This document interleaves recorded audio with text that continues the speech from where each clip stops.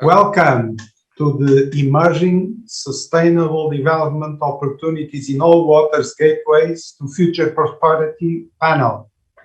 I'd like to welcome also our Minister of the Sea, the Minister of the Sea of Portugal, RICARDO SANTOS. Thank you, RICARDO, for being today here. And also thank you for accepting this second invitation, because 2 months ago we were supposed to execute this specific panel in order to create bridges between India, the European Union, and the Americas. Unfortunately, because of the crisis, global crisis, pandemic crisis, all in all the world, but at that time, particularly in India, and we say our praise to the ones that suffered and are suffering still worldwide. And also we dedicate this panel that we are going to have today here to all of that, and also for hope for a better future. And with this, I ask RICARDO to take the stage and give the opening to this panel. Thank you very much. Thank you very much. This proves that we had to delay, but we are resilient and we were able to recover. So we are here. I'm very pleased to open the discussion in this panel on this on sustainable development in all waters. Let me greet Maria João BEBIANO, BHAKTI DEVI, Mariana Mirpuri, and Mary PAGANO, Hera, and SANGEETA AHIR, that I believe are participants. Some I see they are participants here in this panel. And of course, for you, my dear friend, Miguel Marx, a special greeting, and I thank very much your kind invitation to be here. And let me begin by saying that for about 6 years, we have been guided by the United Nations 2030 Agenda for Sustainable Development. And 9 years are left to meet the objectives that are the objectives of this agenda. In this agenda is, in fact, a plan of transformation with 17 goals that double the previous United Nations Millennium Development Agenda. And these Millennium Development Goals included one goal, number 7, about ensuring environmental sustainability. The objective of this goal referred to the protection of ecosystems, but also to the access of drinking water and water sanitation. We have to recognize that since then improvements have been made. For instance, 1.5 billion people have gained access to piped drinking water from 1990 to 2015, and also sanitation was improved. However, in 2015, it was crystal clear that much more needed to be done. We were still behind the needs in a world of growing population. When compared to urban areas, people in rural areas lag far behind concerning sustainable access to drinking water resources. About half of people living in rural areas lacked improved sanitation facilities. And regarding the oceans, it was reported that overexploitation of marine fish stocks led to declines in the percentage of stocks within safe biological limits, and coastal areas suffer from pollution, of which plastic debris and eutrophication are just two examples. And this situation, in fact, has led to 2 stand-alone sustainable development goals in the new United Nations 2030 agenda. The SDG 6 on clear water and sanitation, and the SDG 14 concerning life below water, or healthy oceans. This is the first time the ocean enters global development agendas, recognizing its fundamental role on the stability of our planet and the action address ocean threats okay, from overfishing, but goes up to acidification and many forms of pollution. Achieving the 10 targets of the SDG 14 require global action, requires collaboration and partnerships. Jointly, we can collaborate to promote renewable offshore energies, blue technology, taking benefits from multiple use of algae, for instance, promote sustainable fisheries, or enhancing green shipping. All this requires a lot of research and blue innovation, which can be reached more quickly, or only can be reached if we work together. In fact, all SDGs, or 17 SDGs require global cooperation as they identify global issues. And if we don't do that in collaboration, we will fail. The very initial lines, I would like to remember that, the initial lines of Agenda 2030 states, and I quote, all countries and all stakeholders acting in collaborative partnerships will implement this plan. We are determined to take the bold and transformative steps which are urgently needed to achieve the world onto a sustainable and resilient path. And end of quote. The fact is that to address the human impacts on the marine component of the planet do not depend primarily and cannot be conformed to our political boundaries or the forces that shape them. A sustainable and resilient path must incorporate the blue giant covering our planet, the ocean which unites us all. And for me, the Atlantic Ocean is a bridge to America. It is also a bridge along the Indian Ocean to India. Many bridges are established between Portugal and fellow nations bordering the ocean, and I will point cooperation in ocean affairs between Portugal and the European Union with India and with the United States of America. I would like to remind that last 8th of May, under the Portuguese presidency of the European Council, the European Union and Indian leaders meeting was held. The leaders of the world's two of the world's largest democracies met by video conference and highlighted the need to urgently address the interdependent challenge of climate change, biodiversity loss, and pollution. They committed, both the European Union and India, committed to contribute to the success of the upcoming biodiversity COP15 and climate COP26 and the second United Nations Ocean Conference to be held here in Lisbon in 2022. And they stressed the importance of intensifying cooperation in protecting the marine environment and combating plastic pollution. I equal the challenge made in this meeting to invite all nations to engage in the negotiations on a global plastic agreement. And before that, between 2017 and 2020, high-level visits between India and Portugal were taken.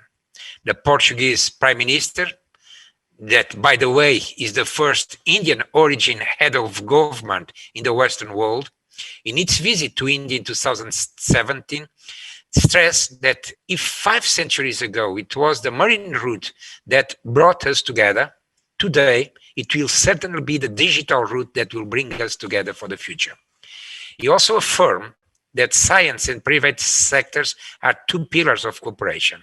In fact, in that same year, 2017, a memorandum of understanding was signed for research and marine resources between the Portuguese Institute for the Sea and Atmosphere and the Secretary of the Ministry of Earth Science in the government of India. And back in 1977, a commercial agreement was signed on the export of fishery products. And I also acknowledge the Blue Economy Hub located in Goa, that I had in the past the opportunity to visit in terms of scientific cooperation. And I believe one of the main promoters of blue economy initiatives across India as an accelerator of companies and projects in the area of the sea. The Portuguese Director General for Maritime Policy under my ministry has already engaged with the Blue Economy Hub, namely regarding our Blue Tech Accelerated Ports in Chip, and I hope bilateral relationships can be strengthened with the view of promoting a sustainable economy of the sea.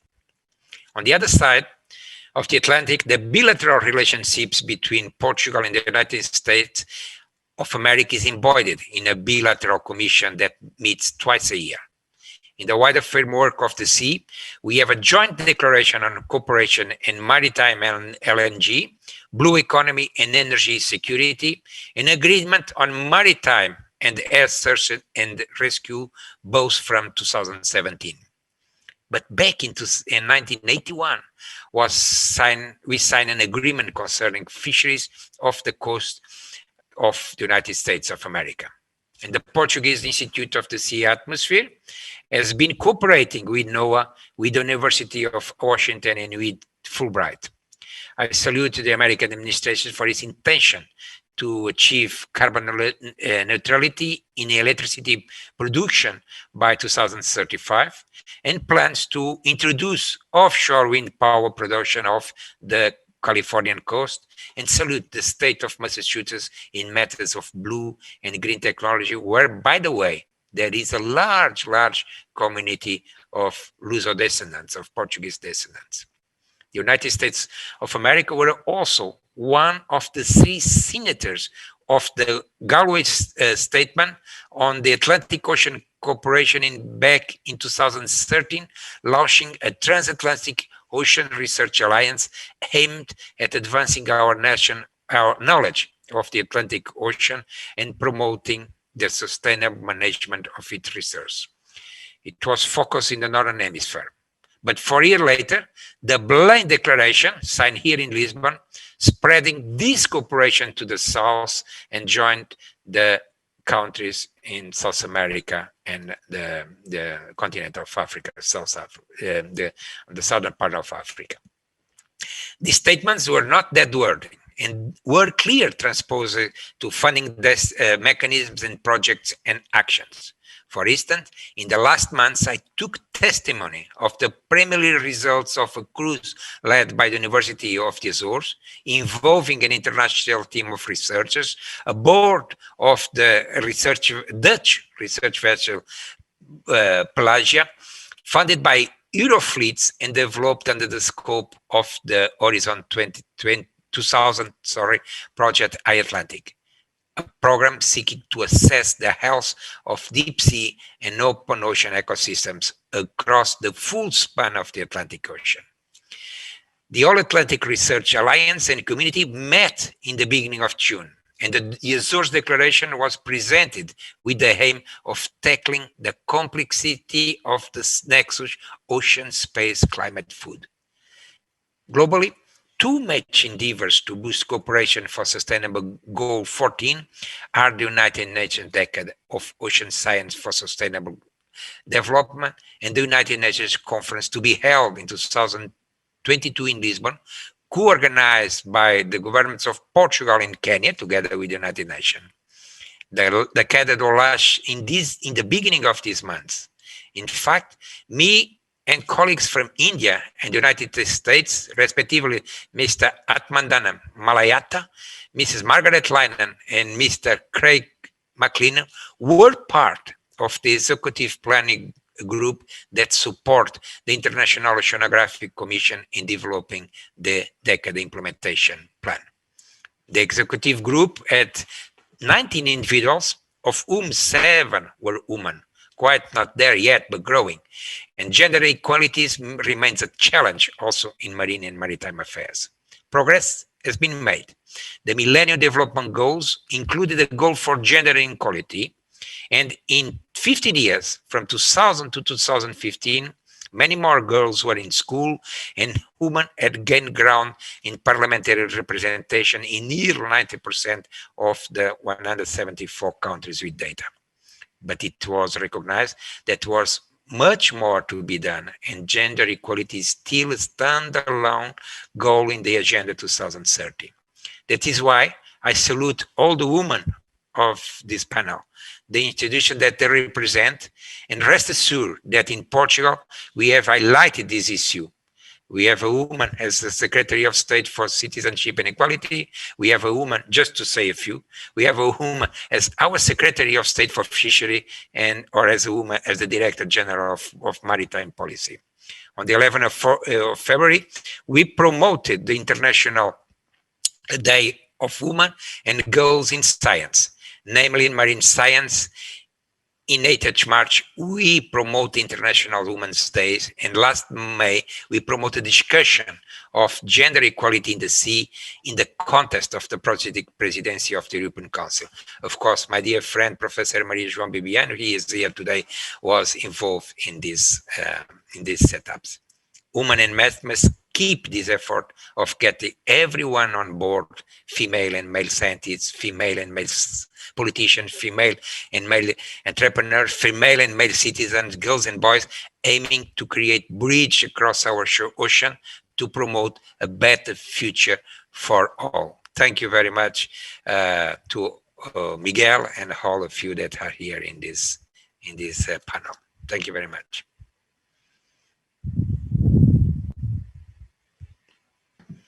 Thank you so much, Minister of the Sea, Ricardo Santos, for your talk that really creates the basis for a bridge that is needed to build in between India, EU, and US. And also to give a remarks on this panel that will be led by a fantastic lady that I will present in some more minutes, and it will be together with other very, very competent ladies in the world to explain us in detail what needs to be done to create this bridge, and in the context of all waters, oceans, seas and rivers are together on this.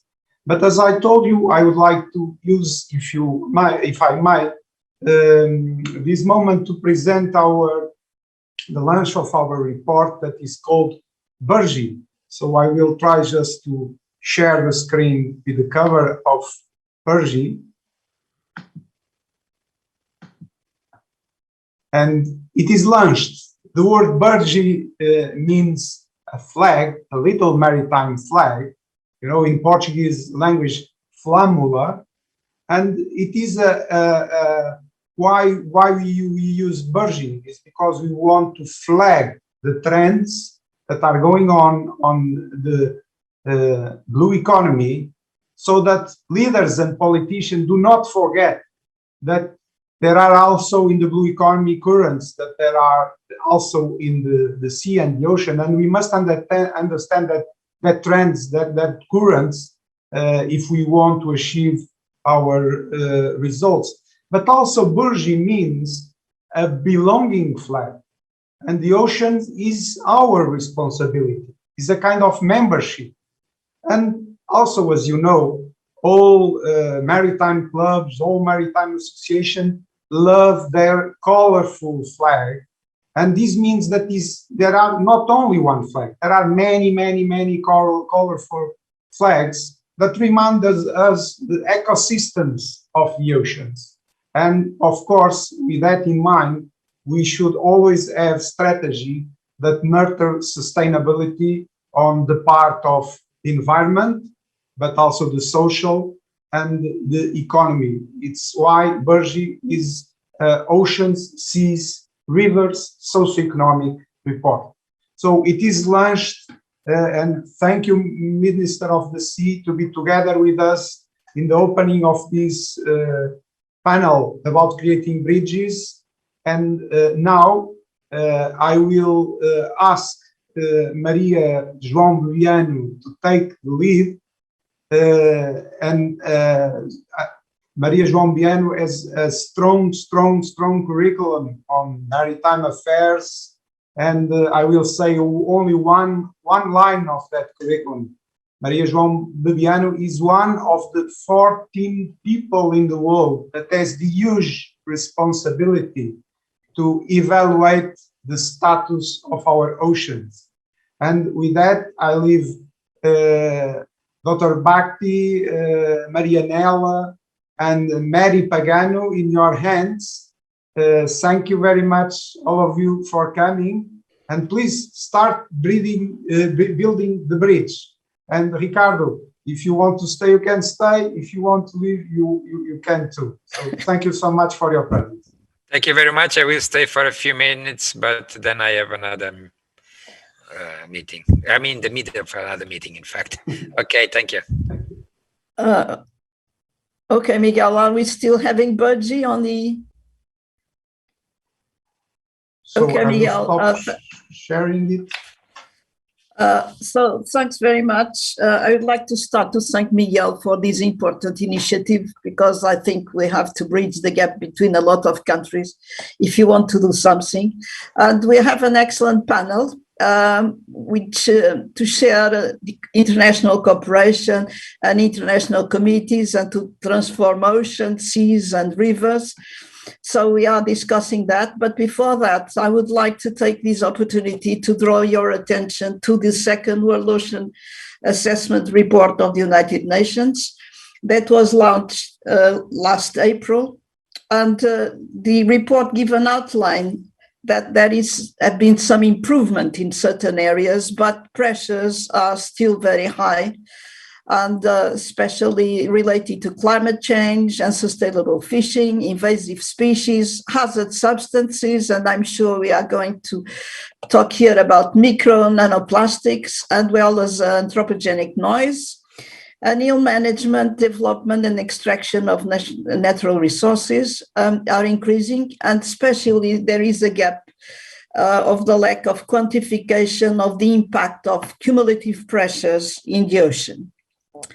So with that, the United Nations also decided to continue their work and start a new report that will go half the way of the decade of the ocean. So it should be the third World Ocean Assessment Report that started in May, and I have the honor to be one of the members of the 25 members of the group of experts of the United Nations who are dealing with that in close cooperation this time with the decade of ocean sustainability and development. So that's why this meeting is really important. We had Vladimir this morning, and this group of the United Nations are going to collaborate with the decade shoulder to shoulder to get a new report in close collaboration to the decade.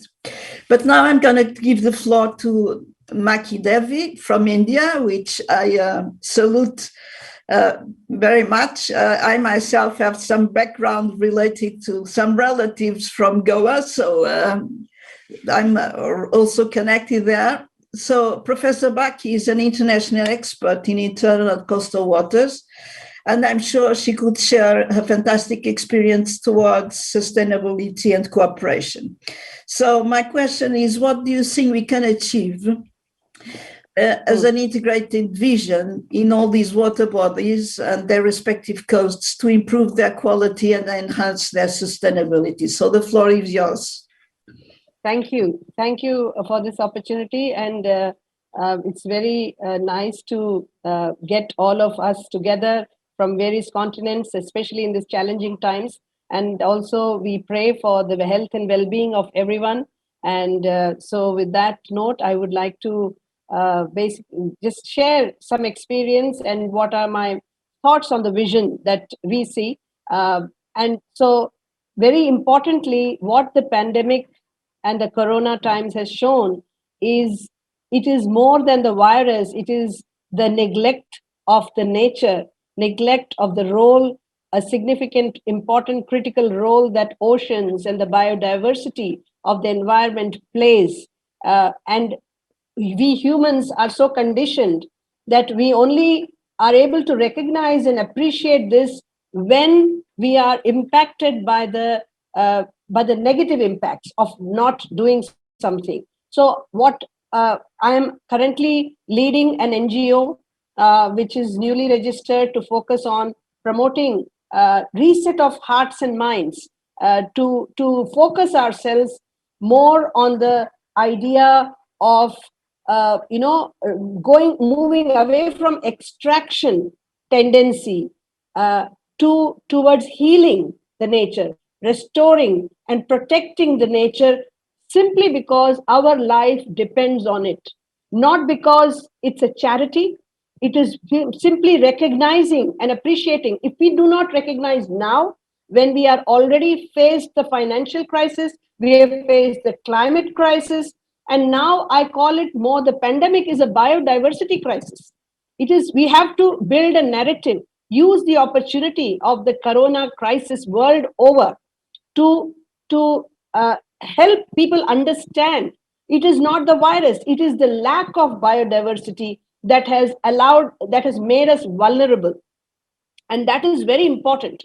And we build this narrative so that people are able to appreciate and therefore give the required attention, resource, and focus in an actionable way, in a mindset way, because we have come at a time where we really have to challenge ourselves and say, what is the decision making all along we have done that has brought us to this crisis? Let us recognize, let us acknowledge it first, that the root cause is our extractive mindset, our exploitative mindset towards nature. That has caused the problem. Once we understand it, appreciate it that way, our focus has to be more on restoration, focus on ocean, its biodiversity, the terrestrial biodiversity, and then everything gets reset automatically, because health and well-being, whether it is social, environmental, or economic, is so closely dependent on the health and well-being of the ocean biodiversity and the close connection that the waters have with the vegetation and the land. So they cannot be separated. And so what we are promoting, and we see this as an opportunity to create that awareness, create that sensitization, and we like to call it resetting of hearts and minds. If we do not focus at that level, if we still look at water as something we need to save for ourselves because it is getting scarce, we are solving the problem with the same mindset. So the mindset has to be, let us heal the water cycle. Let us heal the all waters. Let us heal the ocean biodiversity. And then every prosperity of water will return, because that is how we have lost it. We lost it because we neglected it. So it is a small shift, but it's a significant paradigm shift is needed in the current times to take the opportunity of the adverse impact that we are facing. Only we who are understanding and appreciating this can take that message to the wider public, to say that it is not a corona pandemic. It is a pandemic that is a direct consequence of neglecting the biodiversity of the waters, biodiversity of the forest, of the animals. So everything, all this biodiversity crisis is what we have to call it, and because that's what it is. And let us, use this opportunity to bring the focus back on healing rather than continue to treat it as a charity work, which it is not, because our life depends on it. So I think that is what we are working towards. We are working towards creating programs that are constantly putting this message out and also giving people an opportunity to take action, to take real action in restoring the nature, the biodiversity in an area, in the local area, wherever they are, in whatever capacity, in whatever scope they are able to do. So that is basically what we are doing.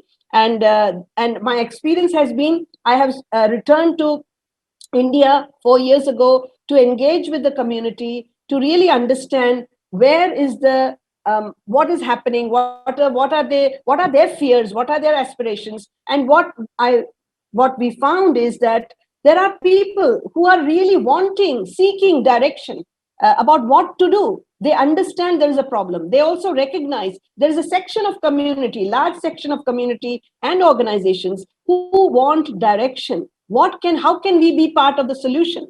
And it is they are no longer asking us to make a business case. there is certain section that awareness is growing. So we are creating programs for that target group. So those target groups are what we call as the early adopters, or the early community members who have woken up to the fact that we have a role to play, and they understand that something we have done not correct and we want to correct it, but they do not know how to.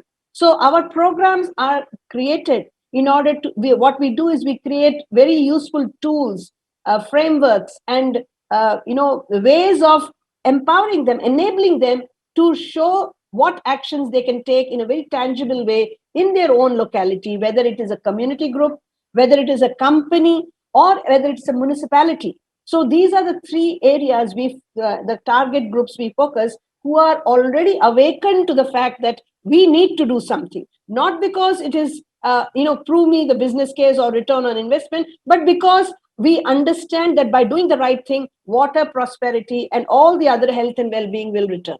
So this is has been my positive experience of within a crisis. There is a crisis, but there is also good news, and there is a silver lining to that, where community is wanting direction. Let us take that opportunity and give them all that they need to take action in a very informed way. So with that, I would like to pause and okay, thanks very much. We'll come back to you again for a few more questions.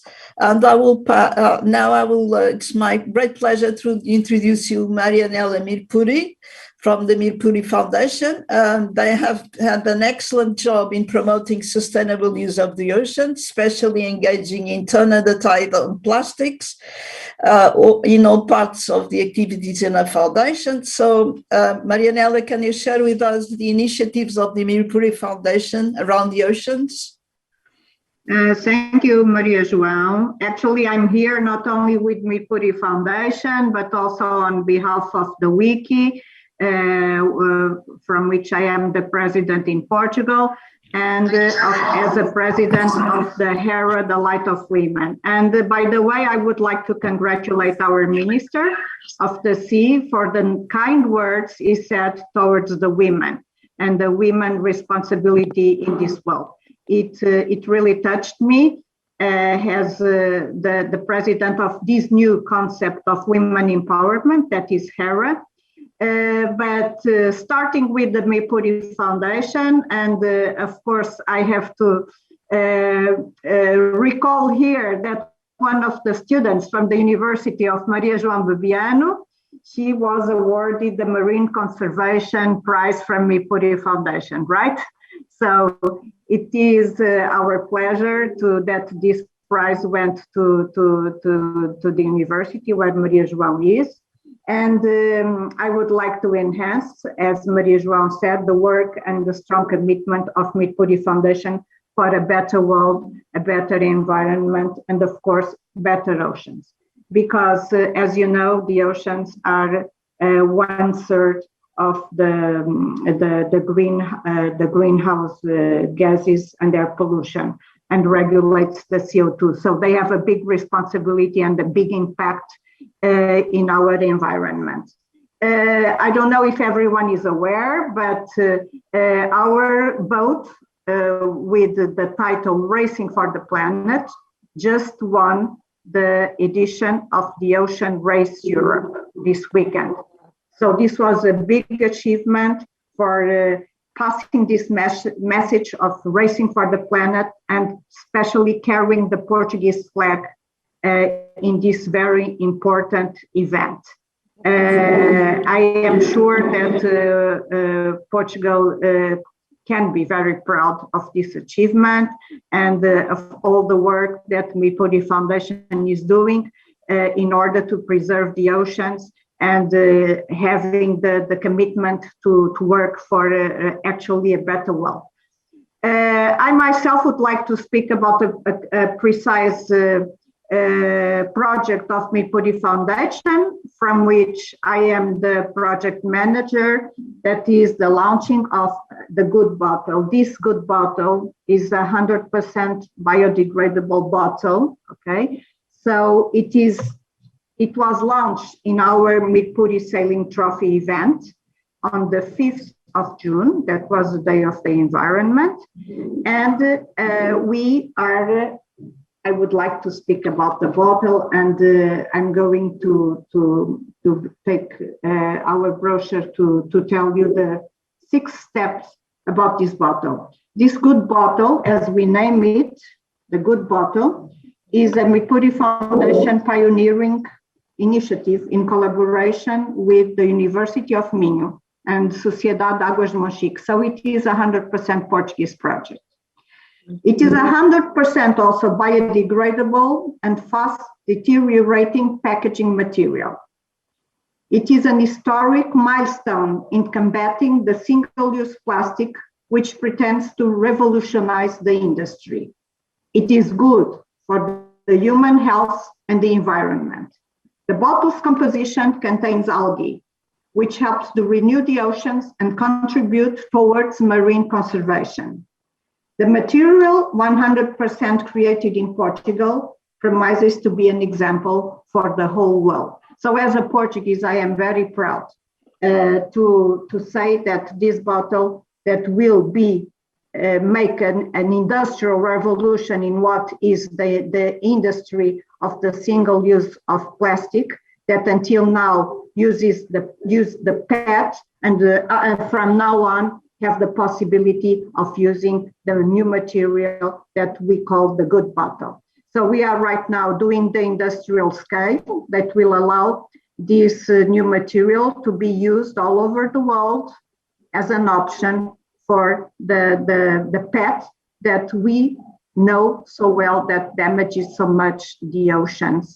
And this is what we are discussing here. So I think this is the literacy that we must teach to everyone. So I will come back with other subjects, but I think I would like to point out that this was very important, and it will be a game change all over the world. Thank you, Maria João. Thank you, Marianela, for bringing that. I had the opportunity to have been offered one by the student who got the prize, and I was quite impressed. So she gave me her bottle that she got during the prize also. And I think could be a very good solution for the future. So we have to disseminate all that knowledge, because this might be one of the solutions. So, but then I will pass the floor to Mary Pagano from the United States. Mary knows very well the high technology and for water solutions, and she's a member of Hera board and also Engine Solutions.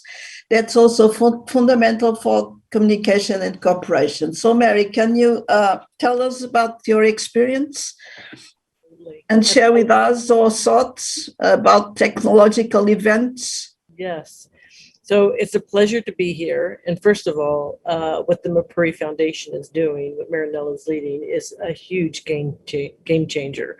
So kudos to the whole team, Marianela, because that's just absolutely brilliant. And anybody who makes a package should be using this material. So I'm in the United States. I've been in tech forever. Between Motorola and AT&T and GE, and a family was in the water business as well. So I know how important it is. And I recall when we started to make bottled water, I was like, who's going to buy bottled water? And now it's gotten to the point that it's everywhere, and there's water scarcity all over the world that needs to be addressed. And I know even in the United States, we have challenges with drought. You know, there's talk of the Colorado River drying up in the next 10 to 20 years. And so scarcity is a big issue. And getting clean drinking water is also really important. United States has, their pipes were put in the 20s and the 50s, and, you know, they don't last hundreds of years. So even the quality of water that people are drinking in some towns and cities is not healthy. So that's also an issue.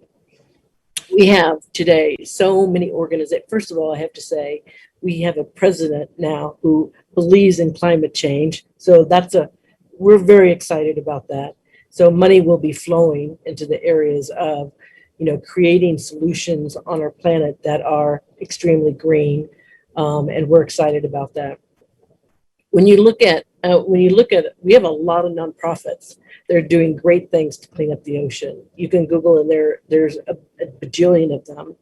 I mean, I was in the tech space where we helped improve the quality of water, monitored it to make sure that there were, nothing, invasive in the water to protect the people.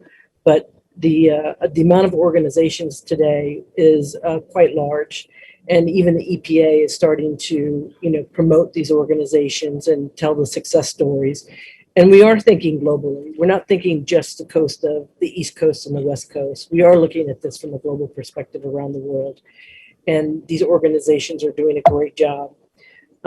We also have, celebrities, like James Cameron and, Leonardo DiCaprio and Richard Branson. They're all also making visibility to it so that the consumers, are thinking twice about, doing the right thing and cleaning up the beaches, the oceans. We have scuba divers that are doing things to help the coral reef, right? So everybody's in the game. And what I love especially is that the millennials today, they were taught about climate change at such a young age as a child. And a lot of these adults now are creating businesses that are more circular, that if you're going to create trash, you're going to clean up the trash. And this is something that's even more and more important, that we need to hold these big corporations responsible, because a lot of them are creating a lot of trash in our environment. And there's quite a few of them. And I think some of them are speaking up in regards to, zero carbon by 2030, 2035. And in addition to that, we have a lot of VCs and angel investors today that are very focused on solutions that are about climate change, that are about improving the water. I'm involved in a couple of them, and I love their thinking, and I love that they're very, goal oriented on this, that, it's not just money for profit these days. It's really about what are you doing to help the planet and help humanity as well. So we all need to be healthy, and the planet needs to be healthy. And what I love, and I think Marianela will talk about it a little bit more, is the work that we're doing with Hera City. It's really about bringing the women to the front lines to really make an impact around the globe in regards to the planet and humanity. And the water is the most important thing that we need to survive. So, Okay, thanks very much. Now I will pass the floor to Sangeeta. She's from India and is a well-known entrepreneur, women activist. She lives in Mumbai and cares for a better world and a better future for humanity. And she's also an HERA ambassador in India and recognized by her work and empowerment of women. So Sangeeta, can you give us your experience related to ocean, seas, and rivers?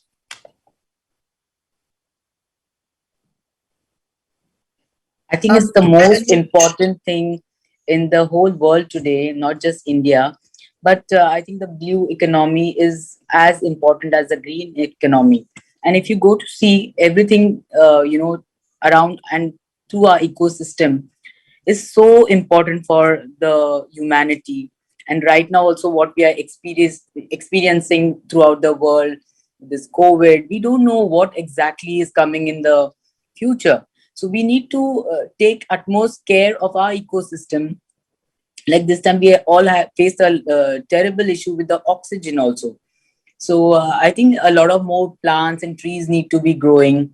The ocean needs to be really looked into, just not by saying and speaking about it. Now it's the time for real action. And I want to congratulate the Mirpuri Foundation also. They are doing such brilliant work with the ocean, with the good bottle. The good bottle is going to be a very good example and very big, important example throughout the world. And I think years back, they have, come together to have this thought. So having a thought far sight is also very important. We can't just think of today and now. We need to think about the future, about the next generation, and life at, for them, a good life for them. So, and very important for women also today, I think in India, especially if you ask me, it is like, it's a very traditional thing.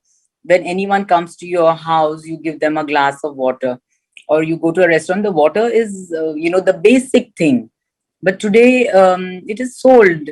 The water is sold through mineral bottles and, things like that. We don't know what these plastic bottles are, giving these kind of toxins, and the water, how good it is, we don't know through these plastic bottles also. So I think we all need to come and put a foot together and forward, and very importantly think about our ecosystem, where the blue ocean is also a major part of. And I even feel if we encourage the young generation by having some kind of some kind of appreciation, we can give them a letter, or we can plant trees through them, or different kind of organizations or people who are doing this kind of social work, where bringing the world together for the betterment of humankind. So if we can appreciate them through some kind of a gesture of a letter, or give distribute some plants, which will encourage, I think, the new generation, and put this message forward, and involve them with us, not by words and only words, and we need to really create some great action on this. So we are already in India, we are just wanting to associate, get a lot of support and like-mindedness, where we all can come on the same page for our planet Earth. Thank you again for having me, and thank you, Marianela. Okay, don't turn it off your iPhone, because there's some more questions coming. Yes. Okay. So, BHAKTI, how do you see cooperation and connections and awareness to get to solutions like the ones that the Good Bottle might be one of those, but there are other initiatives that could be implemented? Sure. So thank you for asking that question, because it's very important to then translate whatever our good wishes and beliefs are into action. As Sangeeta very nicely pointed out, that we are ready for action. Enough of all the sayings. And so with that in mind, in fact, I want to talk about an initiative we are just launching. Sangeeta, you also because we are in India, I'm in India. So this is called a Youth Champions for Local Water Action. So what we are doing in this, it's a 4-week program where they are being handheld into taking a local water action of their choice. We give them a menu of different actions they can take. It ranges from water literacy, water accounting, water policy, and restoration of the water cycle. And we give them some online sessions in understanding all of the concepts in theory, but at the same time, we are holding mentoring sessions so that they start to identify, I would like to do water literacy. We also ask them what area, is it your family, is it your neighborhood, is it your city or your village, whatever, they can choose the place. And then they start the guidance that, how do you gather people in order to take action with the community. So we are kind of creating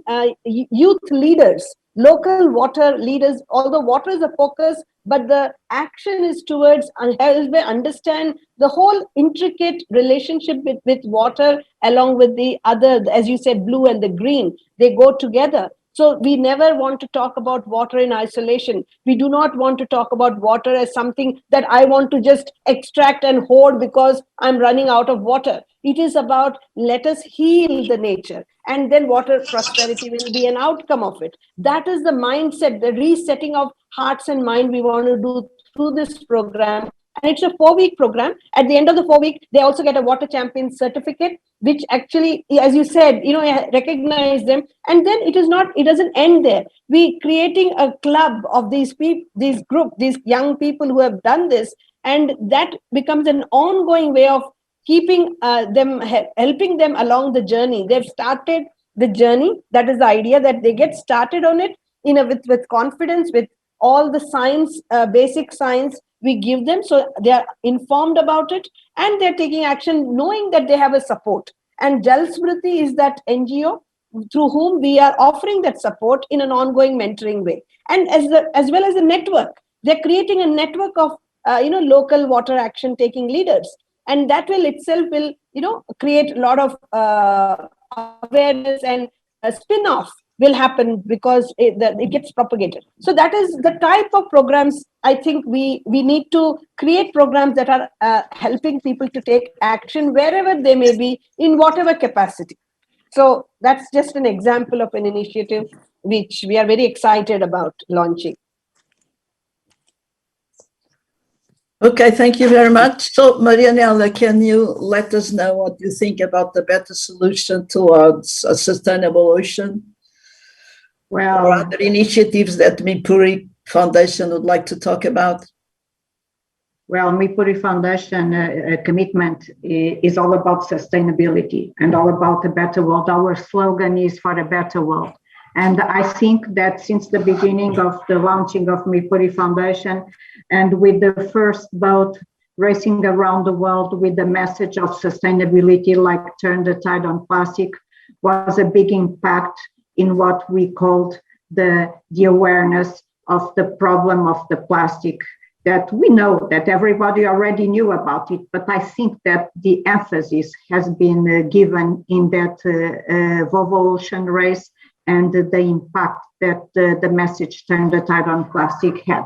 And we continue to race now for a better planet, race for the planet.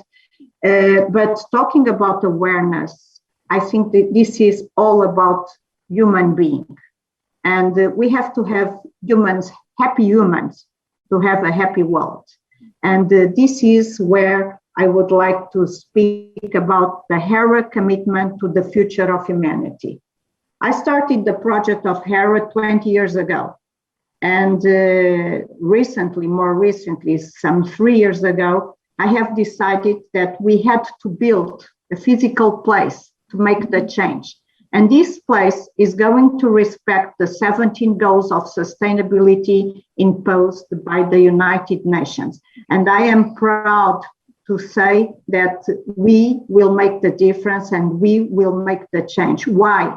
Because we will be a city that will be a visit card for everything that can turn the future of humanity into a better future for all the humans, and especially focusing the women, the respect for the woman and the place that the woman didn't reach until now. One of the goals of sustainability is still the gender parity. It is sad to say that in the 21st century, we are still very much away from the so-called gender parity that we all want to see in this world. And I hope to live to see it.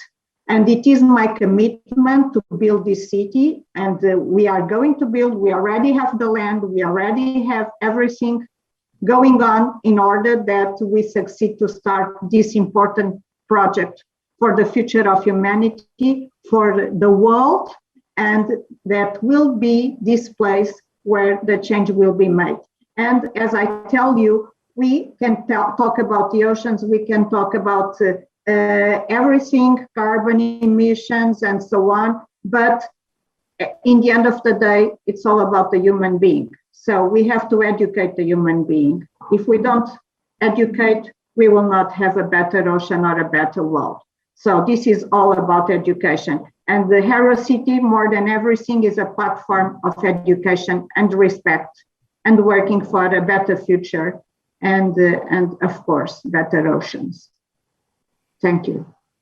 Okay, thanks very much. I hope for a successful Hera City.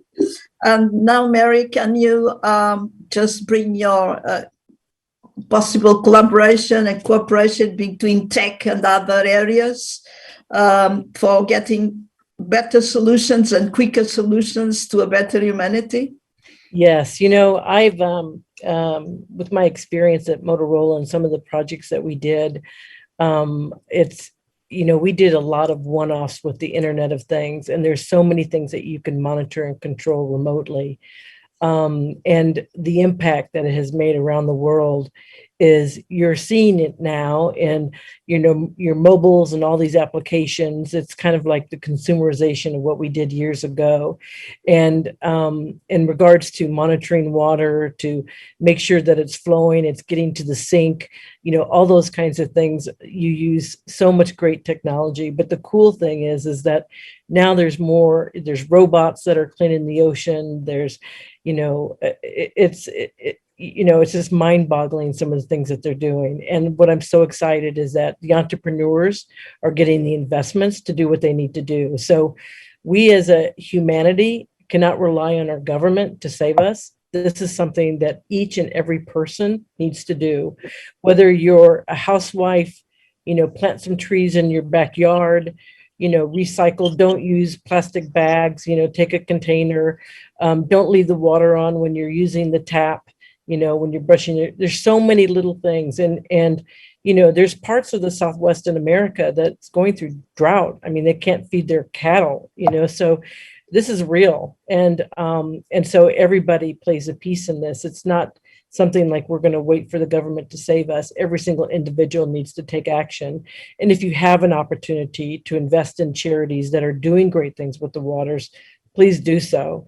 But the innovation is coming, but you know, there's also this piece about what Marianela talked about, gender parity, because it is very important. You know, women have an amazing EQ skill that's very focused on family and kids and community.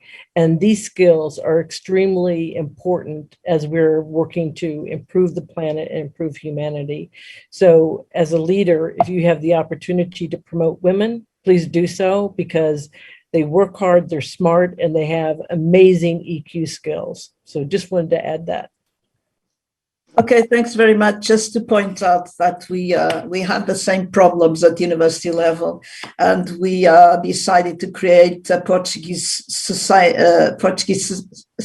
of Scientists, because we had exactly the same problem. And there's very few professors or scientists that reach the top floor because of the lifestyle. They have to live in the middle of although they start very high, they have to live in the middle and they don't reach the top. So I'm very aware of that. I did coordinate that for quite some time now. I'm a general manager, so we are facing the same problems. Yeah, brilliant on you. I've been the only woman in the room for 20 years, so I'm very excited with, you know, the importance of and the visibility and the importance of gender parity. So kudos to you. Okay, so Sangeeta, your media communications and landscape and women's involved, how do you see that? How do you can react to these questions? I think women are getting educated. They are being aware. They just need a little pat on their back, and they need some encouragement to whatever work they are doing, and they need to, you know, be more focused. And like exactly like you said, like, you know, people take it agenda to a reasonable thing and then they just leave it, you know, and don't continue. So we need to constantly encourage people who are, you know, doing this kind of work for the green planet, for the blue planet, and you know, together work on all of these projects. Okay, so I think we go back to BHAKTI. We need to be everybody together to get the solution. And as Mary said, little things can be very important to not waste resources. That's going to be either from land or from sea. So how do you see, a multi-collaboration with either women or men in order to get better solutions for the future? Yes, I think it is extremely important to be inclusive, be women inclusive, because as Maria said, that there is a diversity of skill set and mindset that is very much required. And in fact, I have worked in the water sector for a very long time, 30 years, and it is a very male-dominated, not only male-dominated, also one monodiscipline dominated, that, only engineers are running the water system. And that is a problem, because not because men are a problem, not because engineers are a problem, because a group think steps in. And I dare say that the way the water systems are managed in the cities for a very long time, 100 years now, it has not changed. It is exactly the same way it has been running for 100 years. And therefore I often say that it is a result of lack of innovation that has happened because of the group thing that sets in when you don't have diversity. So it is not just doing a favor to the women, but it is for the benefit of the water sector, that you must invite diversity of discipline, diversity of life experiences, diversity of age and gender.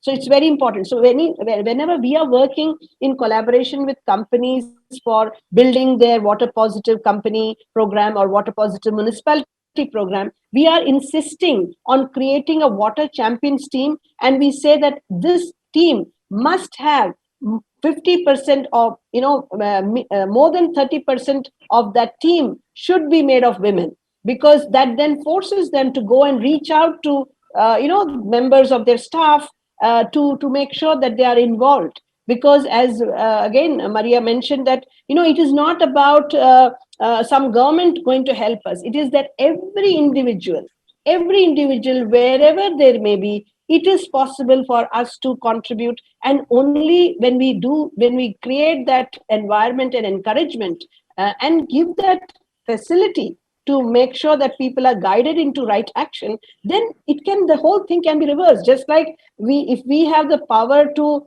damage something, we also have the power to repair it and reverse it once we understand it and appreciate it in that way. So I definitely think that there is a lot more collaboration to go, because nature, we have to learn from nature. Nature works in harmony. Everything is so harmonious, so collaborative. So there is no other way that can work, and we have no other choice. And I think more and more people are realizing that that's a good thing. So I almost feel we are at the junction of the era where, a new renaissance happening, because people are beginning to appreciate. It doesn't take much for people to understand that there's something seriously wrong in the way we have been thinking. And that is an opportunity where which we are already been working in this space for a long time, to take that opportunity and build on it, and then amplify the messages, can be amplified and scaled very easily and effectively. So yes, that's the good news and the silver lining to it all. Okay, Marianela, what's your reaction to that? Well, Bhakti, she talked about diversity and inclusion. And look at where we are today. We have Europe, Asia, Yes. the Americas, and we are all linked by an ocean. So yes, we are all together. We are not alone. So we all have to work for the same target, okay? And when we talk about a renaissance, and I used to use that word to define the project Hera, because in fact is a project of renaissance. We have to reborn for the new future. Doesn't mean that the future, for this new future, we have to go back on what technology achieved. No, we have to take the advantage of what technology had, and the technology is so important. All the scientific achievements that we had throughout the time, and all that we succeeded to achieve with the technology, but we have to use it as a human-centric purpose, not on the other way, okay? So when we talk about Hera City, we talk about a smart green city, of course, but a smart green city that will respect all the sustainable goals that we have mentioned before, but especially a city that will be a visit card of everything that technology can make and that technology can offer for a better future. And I think Mary, that she is also involved in smart cities and she has a large background on this, can explain a little bit how we are going to do as a smart city and what is the importance of the smart city in the project of Hera. Okay.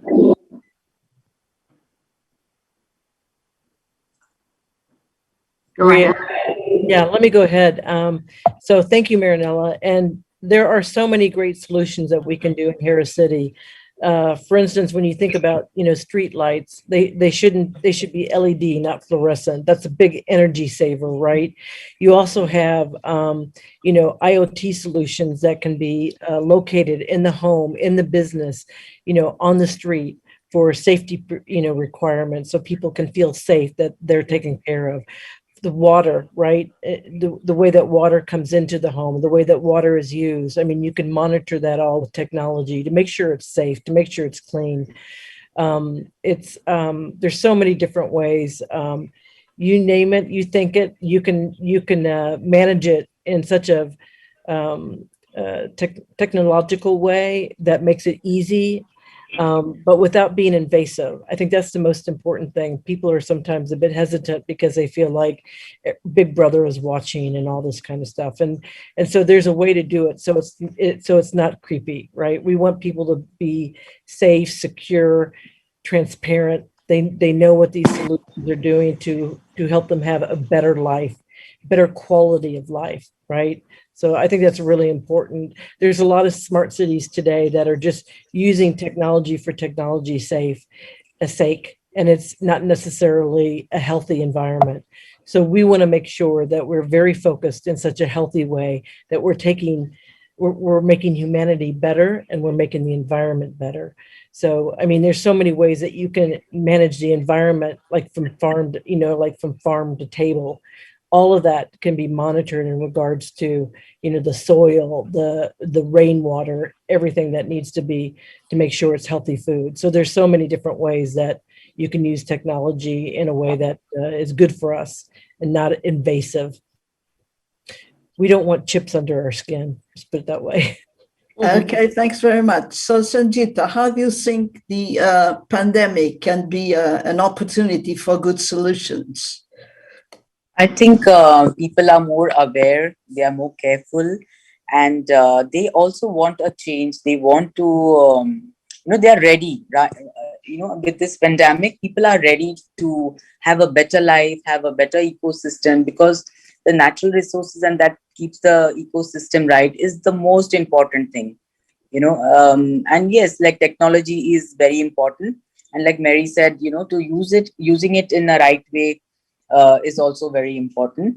And the Hera city is going to be a very big example to the world. It is not only, it even gives an opportunity for women to have, to buy a home for themselves. It gives you a secure environment. It talks about sustainability. There is, the whole designing and planning has been taken at the utmost care, because today we don't need just a development. We don't need just a concrete development. We want to make a real home.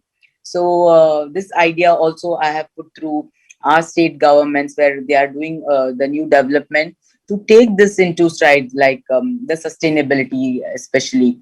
So we need to start with the basic thing. I think the Hera city will be a very big example to the world.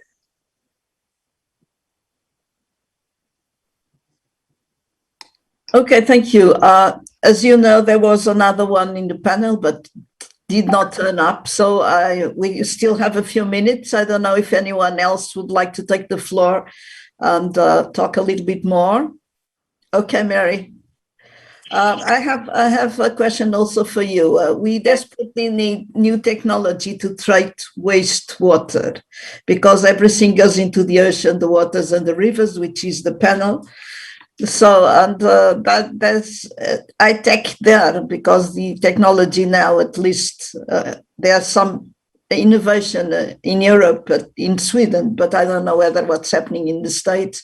We desperately need very good technology to treat the water, to recover the water, and not put everything which is contaminants in the waters, seas, and oceans. Yeah, gosh, I remember the whole story in San Francisco when they had all this rubbish that they were recycling, and they shipped it off to another country for responsibility, and that didn't work out. So I think, whatever anybody is doing, they have to take full responsibility from point A to point B, right?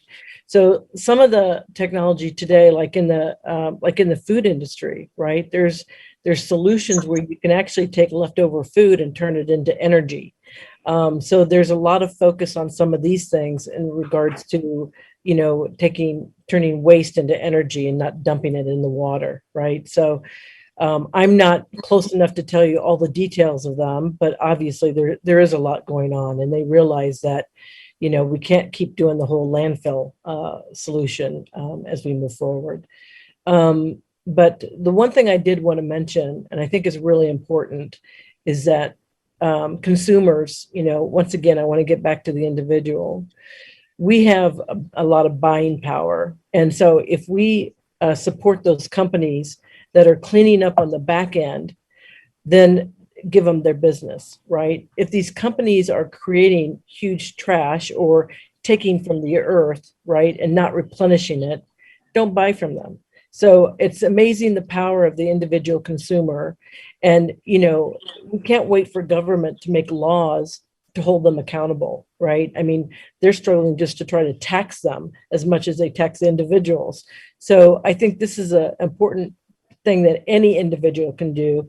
Do your homework, find out about these companies.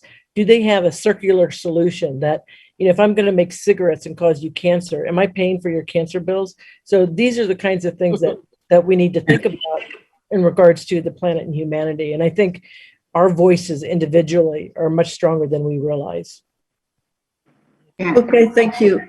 I would like to point Okay, out. go ahead. I would like to point out that we are talking here about the waters, and we are all human being has water in the body, okay? And water is the most important thing that we have to take care of. And one of the reasons why we came out with this bottle, with this material, and we started with the mineral water, and we choose the Água de Monchique, and I'm not advertising anything, but because we care about our body and we care about our health. So it is important that our oceans keep clean, because this is the beginning of everything. In the end of the day, everything that happens in the ocean reflects on ourselves, on our inner, and we are what we drink as much as we are what we eat. And never forget that. So this is most important, to have a very well directed literacy in what can be done for better waters, better rivers, better lakes, better oceans. And so I congratulate the Blue Info and Miguel Marques for the organization of this event. And I hope it is the first of many others where we will be able to discuss, because I think this is an ongoing subject and a never-ending subject. Thank you, Miguel. Okay, so I think we came up to the end. It was a great pleasure for me to share this excellent panel. I hope that we made the grounds for future collaborations within the States, India, and Portugal. I really do hope so. And also I'd like to thank Miguel for giving us this opportunity to discuss that and bridge the gap between all our countries. So thanks very much. Hope to see you soon. Thank you, Maria João BEBIANO. Thank you, Marianela. Thank you, Sangeeta, Dr. Bhakti, and Mary for the fantastic message. I think we really start to create a bridge in between oceans, rivers, and seas, and also in between the different continents we belong to. In this Blue Info Summit, also Africa counts, of course. And in the afternoon, we will have some message from Africa And also America, the southern part from Brazil and other countries, they will be present here. So before closing, just say that we will have at 14:45 or in about 15 to 20 minutes, a panel dedicated to blue numbers in a changing world. And to close this panel, I would like to ask everyone here from the speakers to give a round of applause to Maria João Bebiano, that is in the oceans since a good time, and she's fantastic. And so thank you so much for your moderation. Thank you, Maria João. It was a pleasure. No need to thank. So, Okay, bye, see you everyone. soon. Bye-bye. Bye-bye. Ciao.